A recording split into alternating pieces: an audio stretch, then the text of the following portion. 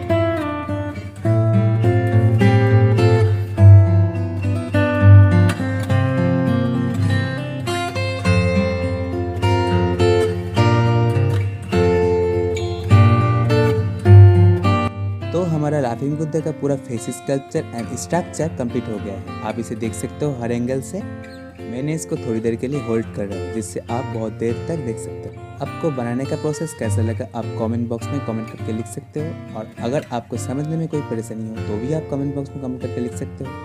तो इसे हम हर एक एंगल से दिखने वाले हैं, तो चलो देखते हैं। और अगर आपको सच में अच्छा लगा तो आप मेरे लिए एक लाइक तो कर सकते हो।